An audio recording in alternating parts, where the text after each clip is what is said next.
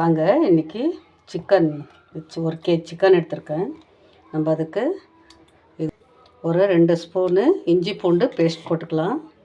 1 teaspoon வந்து மஞ்சள்தூள் போட்டுக்கலாம். ஒரு 2 ஸ்பூன் வந்து நம்ம மிளகாத்தூள் போட்டுக்கலாம். 2 ஸ்பூன் நம்ம 1 டீஸ்பூனு தனியாத்தூள் போட்டுக்கிறோம். நம்ம இதெல்லாம் சேர்த்து கலந்து வைக்கலாம். வாங்க நம்ம எவ்வளோ சிக்கனுக்கு தேவையோ அவ்வளோ நான் ஒரு 1.5 ஸ்பூன் சேர்த்துருக்கேன். நல்லா கலந்து ஒரு 2 மணி நேரம் வச்சிடலாம். பாருங்கள், இந்த மாதிரி நல்லா கலந்து இப்படி வச்சிடலாம்.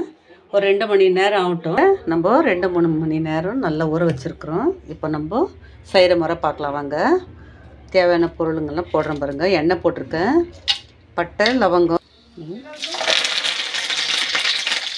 வெங்காயம் போட்டிருக்கேன். நல்லா கலந்து விடலாம். இப்போ நம்ம தக்காளி போட்டுக்கலாம். நல்லா வதக்கி விடலாம். வாங்க பாருங்கள் ஃப்ரெண்ட்ஸ், இப்போது இவ்வளோ வதங்கி இருக்குது. நம்ம இப்போ வந்து சிக்கன் பாருங்கள் ஃப்ரெண்ட்ஸ், இந்த மாதிரி நல்லா கலந்து விட்டு நல்லா வேக விடலாம். வாங்க பாருங்கள், இப்போ கொஞ்சம் மிளகாத்தூள் போட்டுக்கலாம். நம்ம கொஞ்சம் கரம் மசாலா போட்டுக்கலாம். ஒரு 2 ஸ்பூன் கரம் மசாலா போட்டுக்கலாம்.